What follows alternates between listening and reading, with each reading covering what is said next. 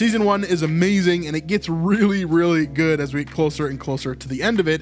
Episode 7 being maybe my favorite of the entire season. Now, of course, we focused completely on Nicodemus. If you haven't seen that episode yet, go ahead and check that out on our channel. But today we're going to be focusing completely on Matthew and his calling as he comes to Jesus. We're going to look at two different scenes here. The first being him talking to his mother, which is quite interesting. And then we're also going to jump forward to where Jesus actually calls him. There are some really interesting things in here, so don't miss it. Let's jump in and talk about this episode right here.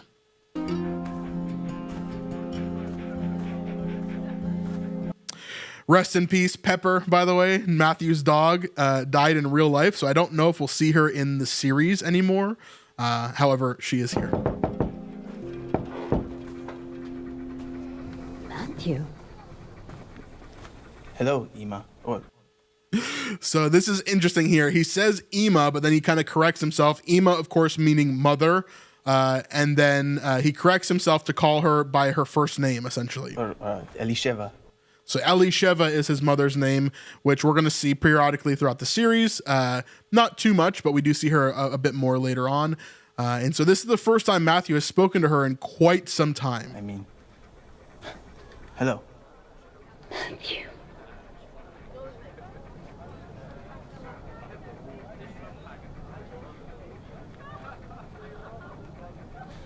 I don't receive visitors myself. Is this a custom? If your father were here, I couldn't do this. Where is Alpheus? I think a dog followed you. He's with me. He'll stay out here if you let me in. So he says there, where is Alpheus? Of course, we know Matthew, son of Alpheus. We kind of get that connection from scripture. And so in The Chosen, also his father's name is Alpheus. So good stuff there.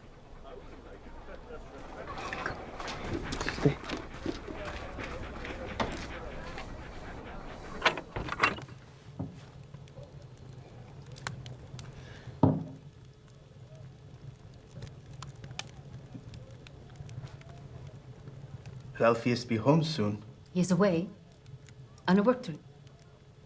Where will work take him? Does he no longer make leather goods? His shop was robbed. Many of the shops have been. Crime is rampant, makes it very difficult to reopen. He loved his shop.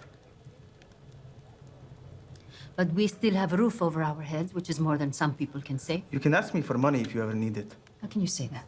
It's quite common. I've seen many parents entirely dependent on... Your father would sooner die than take your blood money. Of course, to them, Matthew is a traitor. He has betrayed the Jewish people. He is anti-Jewish in a lot of ways. And so here she is really struggling with this. If her husband was here, she definitely would not have let him in the house. They would not be having this conversation. However, Matthew being here, gives her the opportunity to connect with her son, which of course any mother would want to do, right? This is such a normal thing. No matter how bad your kids are, you want to give them chance after chance after chance. Now, we do know from Matthew's earlier story that his dad has told him that he has no son. So he has basically disowned him and treated him as if he were dead. And so his mother has probably done the same thing for him over the years, except for this moment here. So it's been, several years. We don't really know the exact timing here, but it's been a while. I know you are ashamed of me, but your decision is irrational. Rome will continue to collect taxes no matter what. I'm skilled with numbers. Did you come here to justify yourself? No! Everything's like sand in a flood. The things I thought I knew to be true. Are you in trouble? Do you think that impossible things can happen? That overturn the laws of nature? So he's really struggling after seeing Jesus's miracle, in episode 4, but then also in episode 6, we see that Jesus has done these two miracles now that Matthew has witnessed both times. And so it's really rocked his understanding of what is truth, what can be trusted.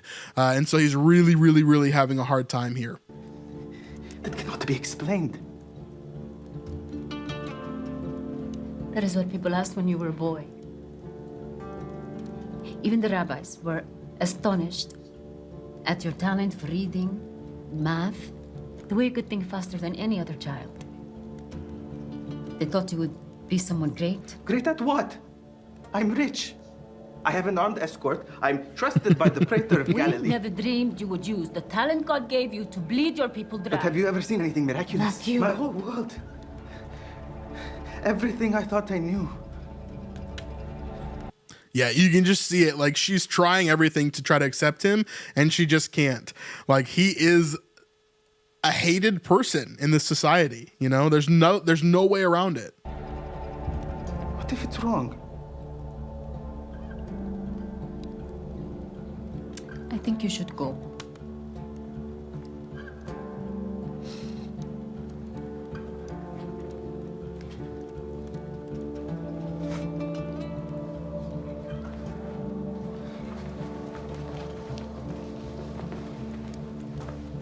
You never even asked about your sister?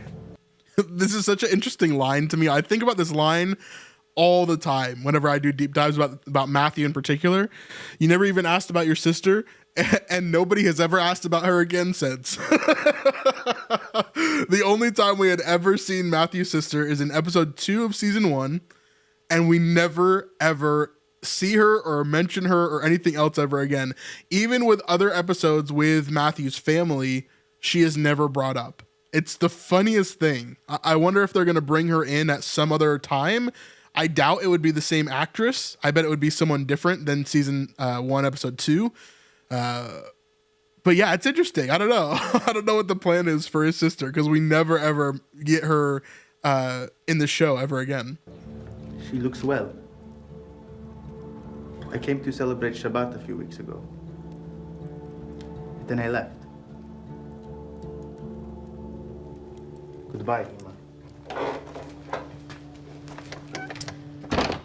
So this here gives us a really good example of how Matthew's life is in general. Nobody accepts him, right?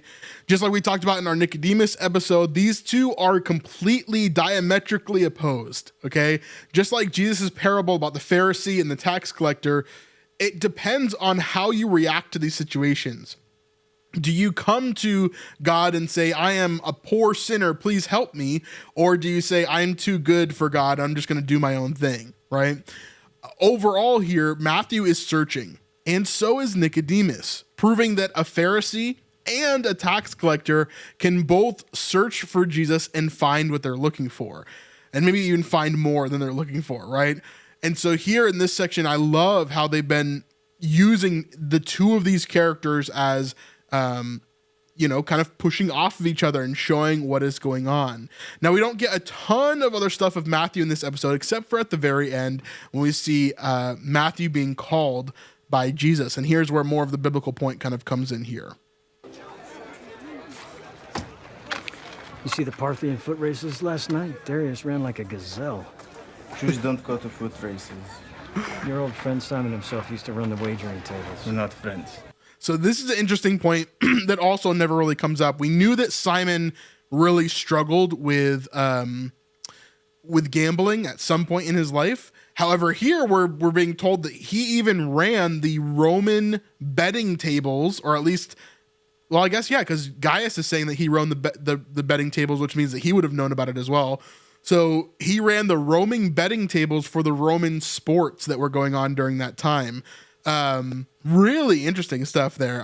Again, we don't get much of a history of Simon before, because it's not really that fruitful for the show, especially at this point where we are, through season 4. However, it is interesting to hear a little bit more about that lore from the background there. Next. Okay, fine. So you did not go to the races? You stay home? I went to see my mother. Ugh, that would put me out, too. She asked when you're going to give her grandchildren? She didn't ask. I thought your parents don't speak to you. I had questions I couldn't ask anyone else. The mother of a son with talent like yours should be proud. She's ashamed that I could use the talent that God gave me against God. I wonder this is a question I ask myself all the time while I'm watching The Chosen as well. I wonder what language they're speaking right now. Like, are they speaking a language that the people that he's in front of are not speaking? Or are they just speaking like Greek here, right? It's always a question I ask myself, because logically we would assume that Matthew probably spoke several different languages. He probably spoke one language with the Romans. Maybe he's speaking Latin here, for example, or maybe he's speaking Greek because it's the common language of the day. And then he's speaking Hebrew or Aramaic with the people that he's doing business with the taxes. So it's always a funny question I ask myself, because logically he probably is speaking different languages here, but yeah, I don't know, just something I think. Next. You're good at something. You found a way to make a living doing it. It's that simple. Must be nice to live in a world so simply We ordered. live in the same world, Matthew. Next. Besides, what else are you going to do with a mind like yours?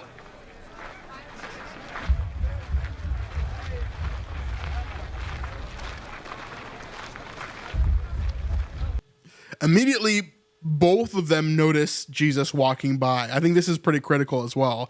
We know that Gaius kind of has seen Jesus, although not really too much to this point. Matthew definitely has seen Jesus multiple times by this point, and this is why he's having this crisis of faith and crisis of identity that we're seeing in this episode. But of course, Gaius could have a connection point later on with Jesus as well.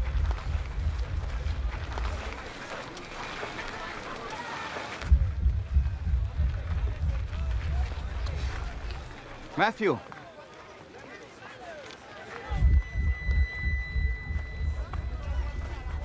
Matthew, son of Alphaeus.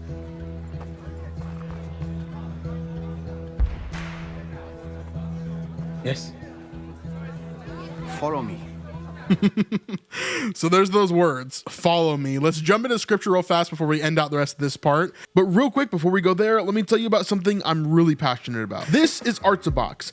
They're a company based out of Israel that works with local companies within Israel to send products all around the world. Every quarter, you could have a box come to your house from local vendors that work on local products, all handmade and amazing quality.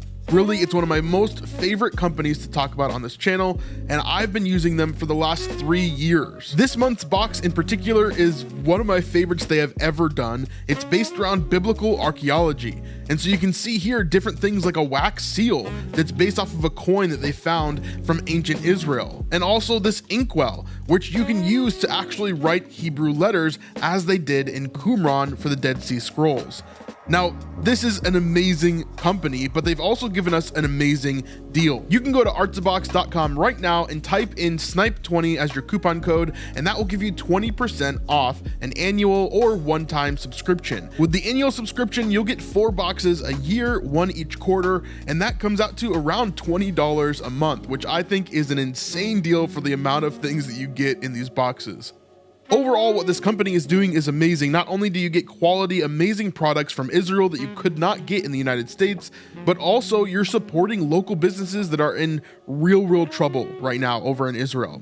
There's not a lot of tourism going on, and so it's really hard for them to stay alive, and Artab Box is helping them do that. So if you want to support local Israeli businesses as well as the channel, use code SNIPE20 at checkout at artabbox.com. The link is in the description down below. Now let's get back to the video.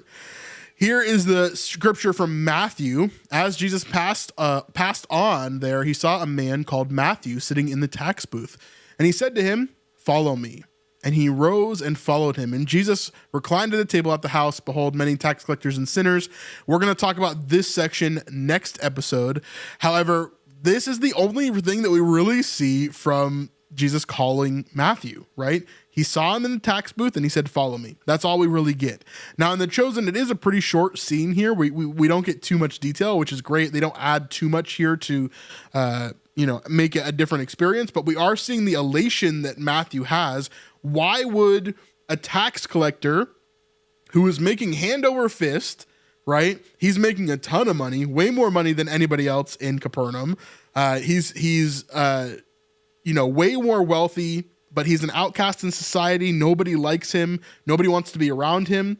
Why would he take this opportunity to follow Jesus? And I think The Chosen does a good job about giving reasons for why he would do that. The fact that he has seen Jesus do these 2 miracles, the fact that he saw Jesus command this group of people kind of before this all happened, it makes a lot of sense that potentially those are some of the reasons why he would follow. However, I think that most of all, this was someone who actually wanted Matthew. It was someone who actually wanted him to be a part of what he was doing. And not only that, but a rabbi who is saying to him in Hebrew, he's saying, Lech acharai, which means follow me. And in this, if a rabbi comes to you and says, follow me, Lech acharai, right? If he says that, that means that you are being chosen out of many, many potential people to be the student of this rabbi. It doesn't just mean follow me down the street. It doesn't just mean follow me to this place and let's get something to eat, right? It means I want you to be with me 24/7, to learn everything that I do, and to be a part of my people, okay? So Matthew, who is a tax collector, probably feels like he's stuck in this profession that he's chosen. He's being outcasted by the rest of the Jewish people. Even if he were to give up being a tax collector, he probably still would have been ostracized. And yet Jesus goes to him and says, follow me. Follow me. I want you to see everything that I'm doing. I want you to act the way that I act. I want you to eat the food that I eat. I want you to travel the places that I travel. I want you to do the things that I do. Which in the chosen, he has seen what Jesus can do, and it has rocked his world completely. While he doesn't fully understand who Jesus is, or why he's important, or what is actually going on there, all of those things Matthew will learn as he follows Jesus. However, here he is being chosen as an outsider, as an outcast, as someone who is hated by society. He is being chosen by a rabbi to come out of that. So it's just a really beautiful moment here. Let's finish the rest of this. Me? Yes, you. Whoa, whoa, whoa, whoa. What are you doing? Of course, Simon is upset by this. He does not want this to happen at all. You want me to join you? Keep moving, street preacher. Do you have any idea what this guy's done? Do you even know him? Yes.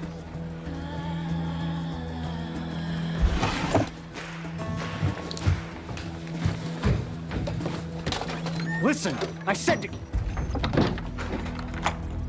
What are you doing? Where do you think you're going? Guys, let me go.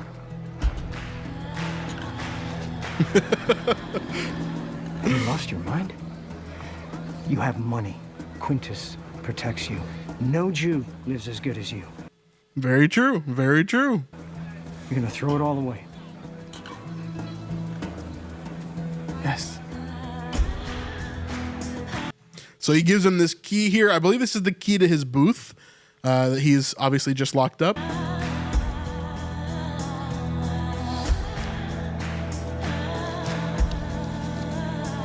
And then he also gives him that ring there, which I believe is a distinction of him being a publican. I don't get it. You didn't get it when I chose you either. But this is different. I'm not a tax collector. Get used to different. So, of course, get used to different. This is where the main theme of a lot of the chosen merch and sayings have come from. Get used to different is a big, big kind of tagline that they use now. Of course, as Jesus comes into his ministry, there's a lot of things that they're going to have to get used to that are different than what they're doing currently. And so very cool stuff there. I love it.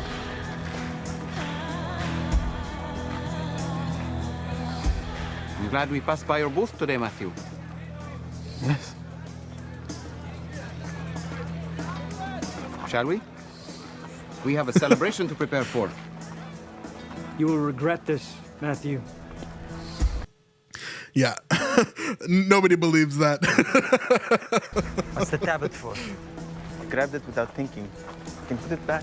No, keep it. You may yet. Of course, leaning towards Matthew being one of the gospel writers. Keep the tablet. You may need it. Find use for it. Where are we going? A dinner party. I'm not welcome at dinner parties. Well, that's not going to be a problem tonight. You're the host. So Matthew is the host. That's the end of the episode there. And of course, we'll pick up in episode 8 where we're having a dinner party at Matthew's house, which holds my favorite personal Bible verse ever. in Mark chapter 2. And so we're going to talk about that next time as well. Let me know your thoughts about Matthew's calling. What are the parts that you really love about how The Chosen navigates Matthew overall? And what are your thoughts about the scripture and how Jesus chose this tax collector to be a follower of him? I think there's so much that can be said about this. So let's have some good conversation in the comments. We'll see you guys on the next one. Peace.